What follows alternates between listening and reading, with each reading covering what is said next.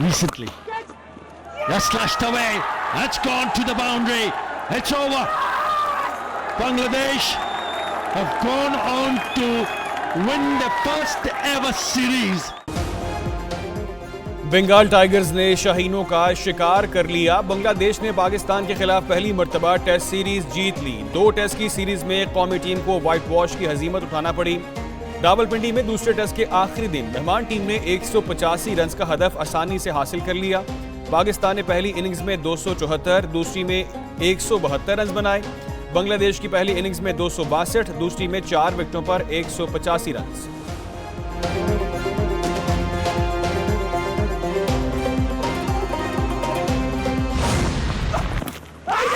Play and a miss. Is it a play and a miss? No.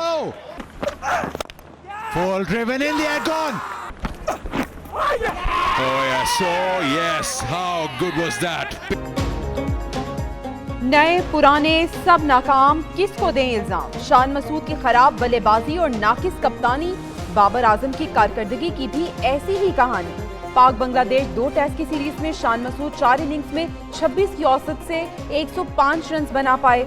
साबिक कप्तान बाबर आजम ने 4 innings में 16 की औसत से सिर्फ 64 रन बनाए। मोहम्मद रिजवान 98 की एवरेज से 294 रन बनाकर सरे फहरिस्त रहे। सऊद शकील ने 39 की औसत से 159 रन जोड़े। पाकिस्तानी टीम की फील्डिंग भी नाकिस रही।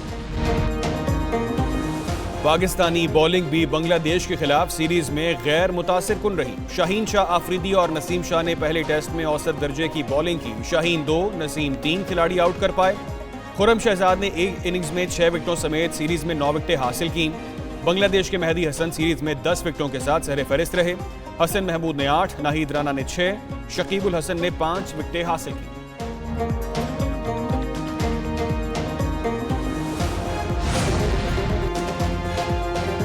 शान मसूद का बतौर कप्तान शानदार रिकॉर्ड। पाकिस्तान क्रिकेट बदतरीन जवाल से 2-4। टेस्ट चैंपियनशिप में दूसरी शिकस्त लगातार। कौमी टीम को ऑस्ट्रेलिया के बाद बांग्लादेश के हाथों भी क्लीन स्वीप। शान मसूद की क़यादत में पाकिस्तान टीम की मुसलसल 5वें टेस्ट में शिकस्त। कौमी टीम ने टेस्ट में आखिरी फतह गुज़िश्ता साल जुलाई में श्रीलंका के खिलाफ हासिल की थी। आईसीसी टेस्ट चैंपियनशिप में पाकिस्तान 9वीं पोजीशन पर चला गया। कौमी टीम ने पिछली नाकामियों से कुछ नहीं सीखा। बॉलिंग में बेहतरी की जरूरत है। कप्तान टेस्ट टीम शान मसूद ने मुसलसल 5 टेस्ट मैचों में शिकस्त के बाद खामियों का खोज लगा लिया। शिकस्त पर मायूसी का इजहार करते हुए बोले, मजीद मेहनत की जरूरत है। टेस्ट क्रिकेट कुछ और ही तकाजा करती है। टेस्ट क्रिकेट में बॉलर और बैटर्स के लिए फिटनेस बहुत अहम होती है। हमारे पास अच्छे मौके थे। दूसरी जानिब बांग्लादेश के लिटन दास दूसरे टेस्ट में मैन ऑफ द मैच करार पाए। मेहदी हसन को सीरीज का बेहतरीन खिलाड़ी करार दिया गया।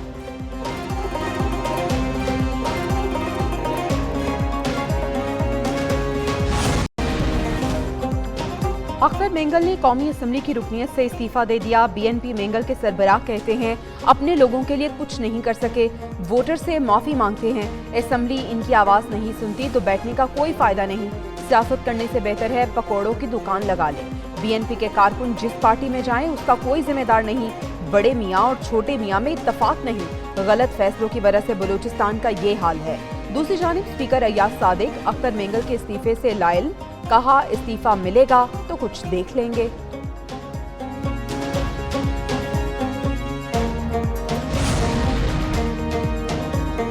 तौहीन अदालत कानून खत्म करने का तरमीमी बिल कौमी असम्बली में पेश। हुकूमत ने हिमायत कर दी। तौहीन अदालत कानून में तरमीम का बिल नूर आलम खान ने पेश किया। स्पीकर ने कायमा कमेटी को भिजवा दिया। नूर आलम ने कहा तौहीन अदालत कानून का गलत इस्तेमाल होता है। 2-3 वज़ीर आज़म तौहीन अदालत कानून की भीड़ चढ़ गए। दुनिया में कहीं तौहीन अदालत पर सजा नहीं होती। वज़ीर कानून आज़म नज़ीर तारड़ बोले तौहीन अदालत कानून में तरमीम होनी चाहिए। पीटीआई की बिल की मुखालिफत। बैरिस्टर गौहर ने कहा अगर अदलिया के पास अपने अहकामात पर अमल दरामद का हक नहीं तो किसका है।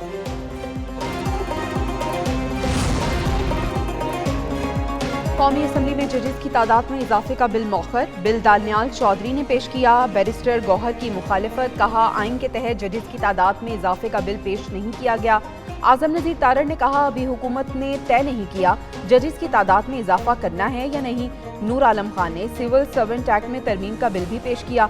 दोहरी शहरियत वाले ब्यूरोक्रेट को ओहदा नहीं देना चाहिए। वजीर पार्लिमानी अमूर ने कहा स्ट्रेटेजिक ओहदों पर पहले से ही कोई दोहरी शहरियत वाला ब्यूरोक्रेट तैनात नहीं हो सकता। स्पीकर ने बिल कायमा कमेटी के सुपुर्द कर दिया। इन्फ्लेशन का जो बोझ है वो आहिस्ता आहिस्ता कम हो रहा है और जो अगस्त का जो रेट है वो सिंगल डिजिट में आ गया है। महंगाई में कमी खुशाइंद, मुतल्लिका दारों की कोशिशें लायके तहसीन है। मईशत में मजीद इस्तेहकाम लाना और रोज़गार के मौके पैदा करना है। वज़ीर आज़म शहबाज शरीफ का काबीना इजलास में इज़हार ख्याल। मजीद कहा, सफ़र मुश्किल ज़रूर है मगर नामुमकिन नहीं। अखराजात कम करने की पॉलिसी पर अमल दरामद यकीनी बनाना है। IMF प्रोग्राम के लिए इक़दाम किए जा रहे हैं। IMF के साथ पाकिस्तान की तारीख का आखिरी प्रोग्राम होगा।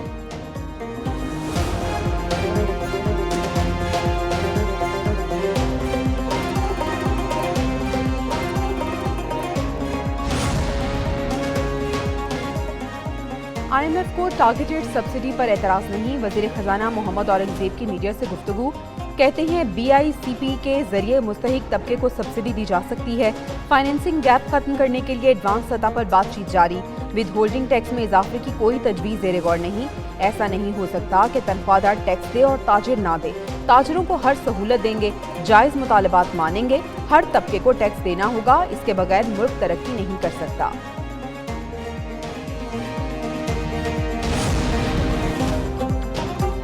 नेशनल पार्क एरिया में तिजारती सरगर्मियों के खिलाफ केस की समाअत मुकम्मल। सुप्रीम कोर्ट ने नजरसानी अपीलों का फैसला महफूज कर लिया। चीफ जस्टिस ने रिमार्क्स दिए, अगर कोई झोंपड़ी बना ले तो फौरन गिरा दी जाती है। छोटा सा खोखा बनाने की इजाजत मिली लेकिन बड़े बड़े महल बना दिए गए। मौसमियाती तब्दीली से मुल्क तबाह हो गया लेकिन यहाँ मकसद सिर्फ पैसा कमाना होता है। नेशनल पार्क एरिया में अगर हर जगह रेस्टोरेंट बन गए तो लैंड स्लाइडिंग से इस्लामाबाद मुतासर हो सकता है।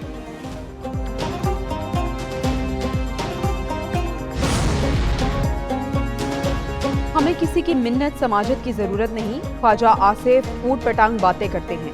ऑपोजिशन लीडर उमर अयूब वजीर दिफा पर बरस पड़े। कहा, माफी किस बात की मांगे, कोई गलत काम नहीं किया। 8 तारीख को बानी PTI के हुक्म के मुताबिक जलसा करेंगे। बानी PTI ने महमूद अचकजई को आगे किया और वो मुज़ाकरात के मामले को देखें। उधर वफाकी वजीर अमीर मकाम कहते हैं PTI का 8 सितंबर का जलसा होता नहीं देख रहे। जिस तरह इन्होंने पहले तारीख दी थी और कहा था कि ना हुआ तो ये कर लेंगे वो कर लेंगे। खैबर पख्तूनख्वा में रिश्वत की तकसीम पर लड़ाई है।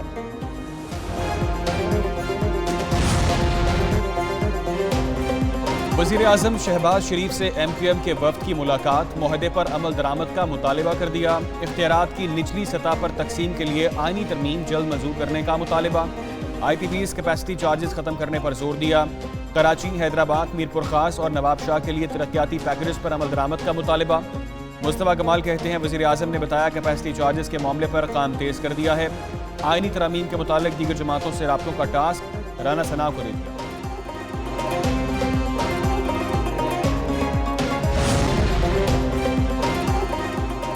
बलूचिस्तान असम्बली का इजलास। अरकान की 26 अगस्त के दहशतगर्दी के वाक़यात की शदीद मजम्मत।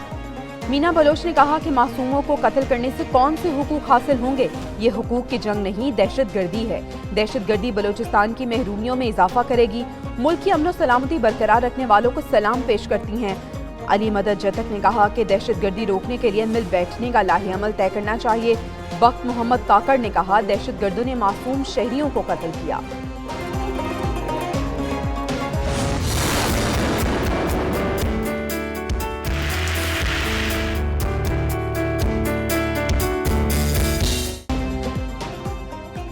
लाहौर समेत पंजाब के कई इलाकों में मूसलाधार बारिश। लाहौर में रात गए बादल खुलकर बरसे। नशेबी इलाके ज़ेर-ए-आब। कई अहम सड़कों पर ताहाल पानी जमा। दफातर और स्कूल जाने वाली को परेशानी का सामना करना पड़ा। सबसे ज़्यादा 80 मिलीमीटर बारिश लक्ष्मी चौक में रिकॉर्ड की गई। मुल्तान, मियांवाली, बहावल नगर और दीगर इलाकों में बारिश। डेरा गाजी खान में नौजवान सैलाबी रैली में बहकर जाँ बहक। डस्का और जलालपुर पीरवाला में छत्ते गिरने से 2 खवातीन और बच्चे जख्मी।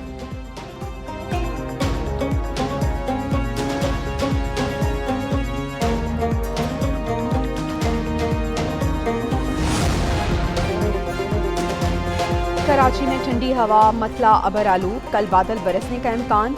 शहर कायद में कल गरज चमक के साथ हल्की सी दरमियानी दर्जे की बारिश मुतवक्के। सिंध के कई इलाकों में गुज़िश्ता दिनों की बारिशों का पानी ताहाल जमा। हैदराबाद में कब्रिस्तान में बारिश का पानी मौजूद। सजावल के नवाही इलाकों में कई देहात ताहाल ज़ेर-ए-आब। मीरपुर खास और नकेरा में बादल फिर बरस पड़े। सक्खर, शिकारपुर, ठट्ठा, थरपारकर, उमरकोट में भी गरज चमक के साथ बारिश का इम्कान।